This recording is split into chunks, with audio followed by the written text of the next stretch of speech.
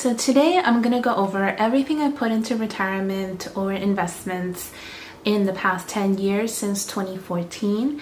Before that, I want to talk a little bit about my background. So I was born in Mexico. I came over undocumented, and I was undocumented for about 20 years. After that, I was able to have the option to self-deport, go back to Mexico, and ask for a pardon for a green card.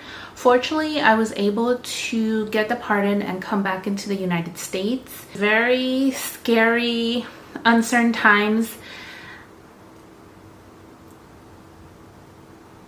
You do have to go through like a whole physical where they search you for tattoos, and do have to like strip down when you go to your physical, and then you have an interview, all that. And I was lucky to have a lot of acceptance into good universities like UC Berkeley, UCLA. I had a lot of people write letters for me, and I think that ultimately really helped because I know people that were there for over a year, and to me it seemed like a lifetime, but again, I was only required to be in Mexico for about 6 months. I did miss out on the first month of my godson's life, but I gained a whole other lifetime with him after that, and hopefully many years to come. Coming back, I had transferred from a community college into UCLA. I decided on UCLA because it was going to be a lot more affordable. I was able to take the bus there, and I did have to pay for most of it out of my own pocket, so I started working 2 jobs. I applied for scholarships, of course, and in the last year I was able to qualify for some grants because I came from a very low income family. I graduated from UCLA with a bachelor's in history in 2014-2015, and I knew history wasn't the best major, but I ultimately wanted to either become a teacher, go on to get my master's, or go into law, immigration law specifically. And I did try the teacher route. I became a substitute teacher. It just wasn't for me. I was the one teaching instead of the one learning, and I really enjoyed learning all the time. And then for law school, it's going to be very expensive. So $200,000 a year for law school wasn't my jam. I'd worked hard to not have to take on any student loans. I grew up without a social security number. I didn't have access to credit most of my life, and I grew up just paying for things in cash. I just hated the idea of something might happen, I'm not going to be able to pay back kind of thing. Also, I feel like it's a little bit of also not believing in myself, because I didn't think I would be able to get a good enough job with a good enough salary right away to be able to pay those student loans off.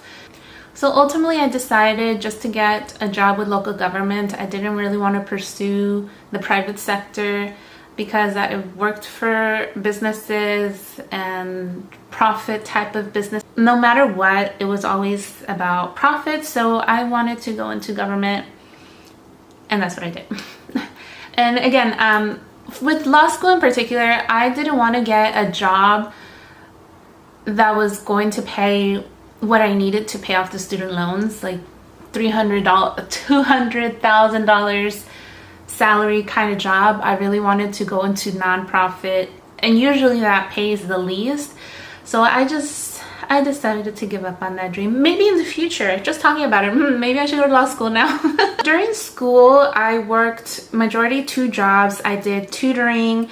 I worked in a cafe, which is where I learned about matcha. Now it's super popular. But I used to like drink matcha during my shift because it was so expensive, and I was paid like $8 an hour. So by drinking matcha lattes and matcha lemonades, I was able to kind of justify my low wage. And then I also became a student worker for the local government. After graduating, I got a job that had to do with insurance. So in 2014, I was still finishing college. At the end of this year, I was about 23 years old. My total income for 2014 was $16,222. I was working by that point as a student worker for local government, so they did have this thing where a little bit of your income would go into a pension fund that wasn't really kind of a pension, but $491 went into that little fund, kind of like a fake kind of pension thing, I don't know. So that didn't quite put me at investing 25% like the money guys recommend. In the year 2015, at the end of that year, I was going to be 24 years old, and by then I'd gotten out of college. I was working my insurance job for 6 days a week, and I was earning I earned $26,967. Some of that was still from the student worker position, and some of that was from my new job in insurance. I really didn't know what to do with my life. I think I also worked for about 3 months or 2 months as a substitute teacher and as a like a teacher's aide, but again, I didn't really enjoy that. I think in that year span, I worked 5 jobs. That year, since I was still working the student worker position, $769 went into that pension fund that I had invested in 2014 too, and that was pretty much it. So in 2016, I was still working my 6 days a week with the insurance job, but I was able to get a full-time position with local government. At the end of this year, I was 25 years old. Now, when you're a permanent employee with local government, I suddenly got access to the real pension, and then I also got access to a 457B with a 4% match. So I believe at that point I started putting money into that account. I did 4.3% of my salary, and I got matched 4%, and then like 7 or 8% went into my pension. So that year, $1,859 went into the pension, and $2,041 went into my 457B. My total income for that year, or my total invested for that year, was $3,900, and that was out of an income of $38,327. In 2017, I was 26 years old. I continued my regular job, and I've been working for local government since then. It's just, again, I've been changing positions. $3,342 went into my pension. I read The Millionaire Teacher. I have a video on my channel about that actually, and I wish I would have talked about it a little better in that video, but I read The Millionaire Teacher, which is the first time I heard about a Roth IRA, so I saved up $1,000 to be able to open up a Roth IRA and invest the money in Vanguard. I think I put that into a Target retirement fund, and then I took it out afterwards and put it into VTI. But I opened the Roth, $1,600. I feel like that's pretty good for that first year. I was doing good. And then $3,523 went into my 457B to make it a total of $8,465 that I invested that year out of a total income of $47,731. So I was getting close to getting to that 25% investment mark. This is probably the closest I'd ever been since I started putting money aside for retirement. In 2018, at the end of that year, I was going to be 27. I had this idea of buying a house, so I started saving up for a house. So my Roth IRA kind of suffered a little bit. That year, my Roth IRA, I put $564 into there, but I look back at it, and sometimes there's some months where I put like $20, some months where I put $100. So I was very proud of myself. And $2,426 went into my 457B. I either lowered my contribution, which is a mistake, or I brought it down to 0. I don't remember. There were a few months where I just put 0, and I would never ever recommend this to anybody, but I really was saving for a house at that point. And for my pension, it was $3,852 for my pension, for a total of $6,842 invested that year out of an income of $52,848. I ended up investing a little less than the previous year, again because I was just focused on house savings. In 2019, I was 28 years old, And for my Roth IRA, I invested $820. For my 457B, I invested $4,178, and $4,218 went into my pension fund for a total of $9,216. Wow, that's probably the largest total so far. Mainly because I upped my contributions for my 457B again, and a little bit more started being deducted into my pension for a total income of $56,292 that year. And that was the year that I saved up enough. I think I had about $30,000 in cash at that point, and I used about $20,000 of that, or $18,000 of that, to buy and purchase my first house, which I later regretted. It was the first time at 27 I moved out of my parents' home, and I missed my mom's cooking. I was alone for the first time in my house. We were all cramped into like a 2-bedroom apartment for most of my life, and there's just a lot of cleaning. And the debt, the mortgage, I know it's a good place to put your money into a house so that it can be paid off. But again, it weighed on me. It was, and as I talked to you guys, and as I mentioned it before, it was another big reason why I didn't go to law school. So debt, since then, I've restructured my brain around debt. There is an advantage to leveraging things like a mortgage, even student loans. I'm not against it at all, but it just kind of puts into perspective the feelings and decisions that came along with my financial outcome, etc., etc. So I hated owning the house, so I sold it about a year and a half later, I believe.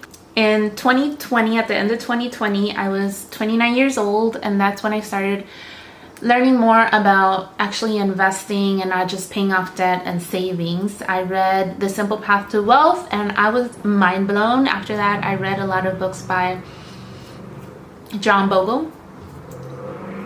And I decided to pursue financial independence. Since then, I've kind of tapered off, and I haven't been investing as aggressively. As we grow older, as I grew older, I decided to put more of my money towards travel and giving away my money. The simple things, like when I go to Costco, I'm gonna grab 1 pack of organic strawberries for me and 1 pack of organic strawberries for someone that I love. So in 2020, at the end of that year, I was 29 years old. For my Roth, I invested $4,000 that year, $3,423 into my 457B, and $4,941 into my pension, bringing a total of $15,464 that year. I was very close to investing 25% of my gross income, which that year was $62,382.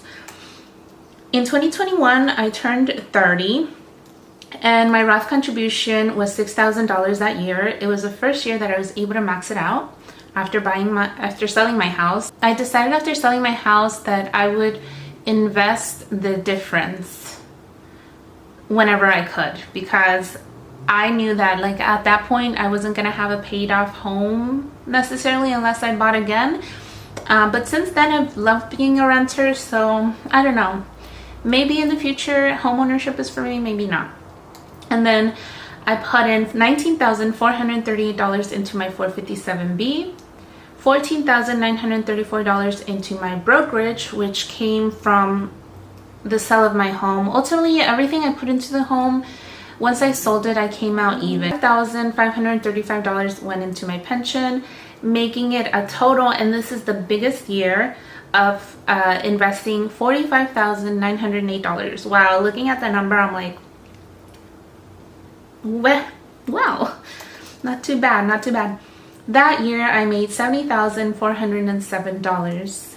I believe this is when, the next couple of years, I was working overtime and stuff because it was crazy after COVID and during COVID. In 2022, I set aside $6,000 to my Roth. Again, I maxed it out. $19,970 to my 457B, $554 to my brokerage, and $6,232 to my pension, making it a total of $32,756 out of an income that was $76,794. By 2021 and this year, 2022, I had reached investing at least 25% of my income, which was pretty good. At 32, I was able to max out my Roth again at $6,500. I put $19,016 into my 457B, and I actually took out money from my brokerage. $4,130 came out of my brokerage, more than I had put in, and I used most of that to transfer it into the Roth.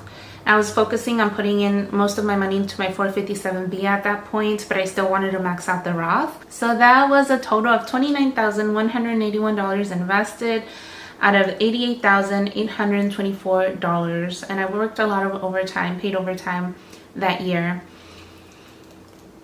In 2024, I turned 33. I was able to max out my Roth at $7,000 just by I switched over to automatic contributions every month, and Vanguard has this thing where if you put it into auto investing for the Roth, you can select to max it out and they'll do the math for you. Usually I would like front load it with extra cash or cash from my brokerage, but yeah, I maxed it out $7,000 that year. So with that being said, I was a little bit less focused on my 457B, and I put in that year $12,746, a lot less than the previous 3 years. For my brokerage, I took out $2,400 that year to add on a little bit more to my cash buffer. For the previous years, I didn't really keep an emergency fund. I just relied on my sinking funds. If I wanted to travel, if I wanted to cover a car expense, things like that, all of that was allocated to sinking funds, like specific mini savings rather than just a blanket emergency fund. But in 2024, there was the elections. I want to be honest, I was scared. And I feel like people, one, because I'm an immigrant, and I talked a little bit about that and my background and things like that. Now I am a US citizen, but it wasn't necessarily being scared for myself. It was being scared for other people. And I mean, time has proven me right. There are people's due process is being ignored. I don't feel hopeless because I definitely think that we as Americans can come together and get out of the situation that we are in and that we have landed in. But I was right. That's all I want to say. And I wish I wasn't. I laugh when I get nervous, and I laugh when it's better than crying, right? When I get angry, sometimes I cry. But this just, I don't know. I feel like sometimes I don't trust myself, and I feel like I'm smart, okay? Sometimes I don't believe I'm smarter. Anyway, I have anything worthy to say. But brokerage, yeah, minus $2,400 that went into more of a cash buffer. I was also going to go to Japan, so I needed I wanted extra cash money before the stock market crashed, which it did for a little bit. But that was the most I did with selling. I didn't like sell off because of fear that the market was never going to rebound or things like that. It was more just for my security, having a little bit extra cash, making sure I didn't go into debt with credit cards and stuff like that when I had to travel. Because now I don't really have any plans on traveling anywhere. I'm just going to stay put, save my money, and enjoy life. And then to my pension, in 2024, $10,251 went into my pension. So that's a total of $27,597 for a total income of $86,968. So 25% of my income has been saved since I sold the house in 2020. And again, that's more of a promise that I made to myself to make sure to save and invest into retirement enough amount so that I will be okay at the end of my working life. Mainly because I made the decision to sell a house, and knowing that I probably may not have a paid out home by the time I retire. I just want to be set good financially to be able to be maybe a renter for life. Again, I don't know. Things change. My comfort levels change, things like that. So we'll see. A lot of money went into my pension that year because I bought a year's worth of service credit so that I could retire with full medical benefits by 49, hopefully, because right now they don't want to give us a cost of living adjustment and an increase on medical premiums. So we'll see. That just proves to me even more that investing and having your own accounts like a Roth IRA and investing in 457B. Of course, I'm very fortunate to have access to a pension as well, so I kind of have a little bit of every bucket that people would want. Now, to this day, in 2025, we've arrived to present day. I think I'm almost halfway to investing 25% of my income. So into my Roth so far, $2,333 have been set aside. Into my 457B, it's $3,868. $175 into my brokerage. I'm gonna stop that for now because I'm really saving. I'm trying to save 6 months worth of expenses now. I've changed my mind a little bit about emergency funds. This is more like an income replacement fund kind of thing, just in case anything happens in the future. I feel like 6 months is good. It would make me feel safe, or a little bit better at least. So, and then for my pension so far, it's been $2,628 for a total of $9,005 so far. Almost halfway to investing 25% of my gross income this year, which is an estimated amount to be $86,968. With that, total so far invested and placed into retirement is $189,592.92 so far. And I mean, my net worth right now is sitting at like $283,000, $284,000. So about almost $100,000 more earned off of gains and interest from the market or from my savings. And that's great. Otherwise, I mean, my cash would have lost value in the past 10 years if I hadn't invested that amount. And that's pretty much all that I want to say today. I really wanted to make this video going over my 10 years of investments and a little bit of life lessons. But yeah, I'll see you guys in 10 years, I guess.